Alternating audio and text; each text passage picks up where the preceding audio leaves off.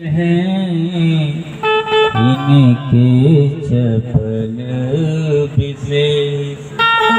भगवान राम और कृष्ण में कोई अंतर नहीं, ये सब जानते हैं, लेकिन दोनों के कार्य में अंतर है। भगवान राम मर्यादा पुरुषोत्तम हैं तो भगवान कृष्ण लीला पुरुषोत्तम है। भगवान राम ने अपने जीवन में जैसा जिया है, हमको वैसा जीवन जीना चाहिए, वैसा हम जी सकते हैं। और भगवान कृष्ण ने अपने जीवन में जो कहा है हमें उसका पालन करना चाहिए। जैसा जीवन जिया है वैसा हम नहीं कर सकते। अब कोई कहे कि भगवान कृष्ण ने तो 16,108 विवाह किया, तो हम भी 2-4 कर लें। तो भगवान तो शेषनाग पर नृत्य किए, कोई एक फन वाले की पूंछ पे भी करके दिखाए। भगवान 1000 फन वाले पे सैया बनाकर भगवान लेटे रहते हैं। यहाँ कमरे में अगर दिख जाए तो रात भर नींद नहीं आई। तो भगवान से हम समानता नहीं कर सकते हैं। भगवान की लीला है, उस लीला को समझने के लिए उनकी कृपा होना बहुत जरूरी है और वह दृष्ट होना जरूरी है। हम संसार के हैं इनके चपल विशेष। तो एक मर्यादा पुरुषोत्तम है तो दूसरे लीला पुरुषोत्तम है। अगर हमको अपने जीवन में कैसा जीना चाहिए ये देखना है तो रामचरितमानस का आश्रय कीजिए और पूरे आप रामचरितमानस पढ़ते जाइए, आपको पता चल जाएगा कि हमें अपने जीवन को कैसा जीना चाहिए। एक भाई कैसा होना चाहिए, एक पुत्र कैसा होना चाहिए, एक पिता कैसा होना चाहिए, एक पति कैसा होना चाहिए, इन सब सारे कैरेक्टर में भगवान एकदम परफेक्ट है। तो भगवान राम के चरित्र से ये जीवन जीने की कला अगर सीखना है तो रामचरितमानस का आश्रय करें। अगर हमारा जीवन भी बिगड़ गया है, हमको अपनी मृत्यु ही संभालनी है, हमारी अच्छी गति हो जाए, तो श्रीमद् भागवत महापुराण का क्योंकि रामचरितमानस ऐसा है कि जैसे दर्पण की तरह। दर्पण की क्या विशेषता है कि दर्पण ठीक वही दिखाता है जैसा आप रहते हो। राम का चरित्र कैसा है तो रावण का चरित्र कैसा है।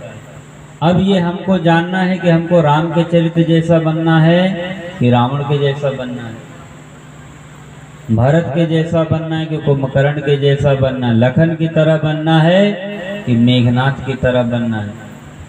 तो ये सब चरित्रों से हमको पता चलता है किस तरह से हमको बनना। एकदम आईने की तरह दर्शन कराता है ना। ऐसे पुराने समय में एक बूढ़ी माता जी गई मेले में, पुराना समय था,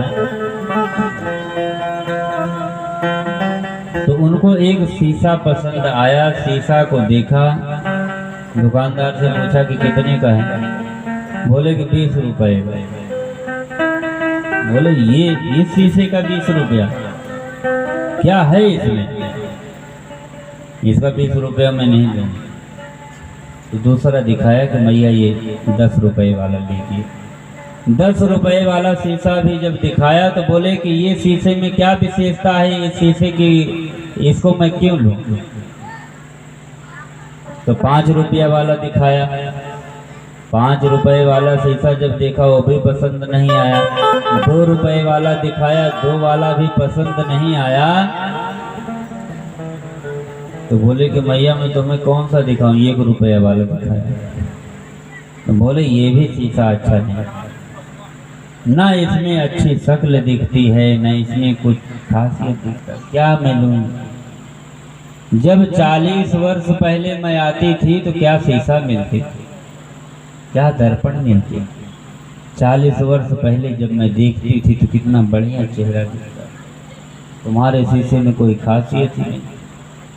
दुकानदार ने कहा है मैया हम ऐसा दर्पण नहीं रखते हैं कि जो बूढ़ी को जवान करके दिखाए, जैसे हो वैसे ही दिखोगे। भाई फोटो में तो बदला जा सकता है, फोटो में बदल सकते हैं कि कैसा दिखाना, कैसे उसको चेंज कर सकते हैं, लेकिन शीशा जैसा हो आप वैसे ही दिखाएगा। फोटो में तो अगर काला भी व्यक्ति हो तो बढ़िया गोरा बनाया जा सकता है, अच्छे से दिख सकता है। तो कहने का मतलब ये है कि मानस का आश्रय करेंगे तो आपको जीवन जीना आएगा। अगर भागवत महापुराण का आश्रय करेंगे, जीवन बिगड़ा भी है तो वो संवर जाएगा और आपकी गति अच्छी हो जाएगी। तो यहाँ पर आचार्य सुखदेव जी जब राम की चर्चा हुई तो राम के वंश के विषय में बताने लगे। सूर्य वंश की कथा को बताने लगे। राजा सरियाती के विषय में बताया, जिनकी पुत्री थी सुकन्या। चमन ऋषि जी तब कर रहे, मिट्टी से पूरा शरीर ढका हुआ था और कौतूहल बस एक तिनका लगा दिया, आंखें फूट गई, जिसके कारण उनका विवाह करना पड़ा चमन ऋषि से। चमन ऋषि के साथ विवाह हुआ सुकन्या का। अश्वनी कुमारों के द्वारा उनकी आंखें ठीक हुई। तो चमन ऋषि जी ने ऐसा प्रास बनाया कि उसको खाने के बाद चमन ऋषि जी बूढ़े से यंग हो गए, जवान हो गए। चमन ऋषि को बहुत कम लोग जानते होंगे। चमन प्रास जानते हैं? तो चमन प्रास चमन ऋषि जी नहीं बना। तो चमन ऋषि जी ने ऐसा प्रास बनाया कि जिससे उनके अंदर ये शक्ति है। हमारे ऋषियों में ये विशेषता थी, वो विशेषता कहीं और पे नहीं है। 1000 वर्ष पहले जब अमेरिका में ये व्यवस्था नहीं थी कि किसी को बुखार हो जाए तो दवा दें, उसके शरीर से काट दिया जाता था, खून निकल जाए उसका तो उसको आराम मिल जाता था। लेकिन हजारों क्या कितने हजारों वर्ष पहले हमारे यहाँ ये विशेषता थी कि किसी को कोई भी जरूरत होती तो हमारे संत लोग जड़ी बूटी दे दिया करते थे, उससे ठीक हो जाए। ऐसी ऐसी जड़ी बूटियां होती थी जिनको खाने पर कितनों दिनों तक भूख न लगी और पूरा पोषक तत्व भी मिले। ये सब चीजें हमारे यहाँ से लुप्त होती गई। हम विदेशी चीजों को अपनाते गए और अपनी चीजों को छोड़ते गए। बहुत से विदेशी लोग आते, हरिद्वार में आते, अयोध्या में आते, वृंदावन में तो आप देखो जो अंग्रेजों का मंदिर है, एकदम धोती कुर्ता पहनते हैं, बढ़िया चंदन तिलक लगाते, ढोल बजाते, मजीरा बजाते, आनंद से नाचते गए। वो लोग हमारे यहाँ की नकल कर रहे हैं, हमारी संस्कृति को सीख रहे हैं। हमारे यहाँ वाले वहाँ की नकल कर रहे हैं। भाषा भी बोलेंगे, उस तरह का बोलने का प्रयास करेंगे, पहनावा भी उनका दूसरा होता जाएगा। वहाँ वाले यहाँ का साड़ी पहनने का सोच रहे हैं, यहाँ का सीखते हैं, यहाँ वाले जीन्स पहनने का सोच रहे हैं। यहाँ ये सब पश्चात संस्कृति जो है इसको हम अपनाते जा रहे हैं, जिसके कारण हमारा पतन होता जा रहा है। देखो, किसी की चीज को हमें उतना ही अपनाना चाहिए, एक नौकर की तरह।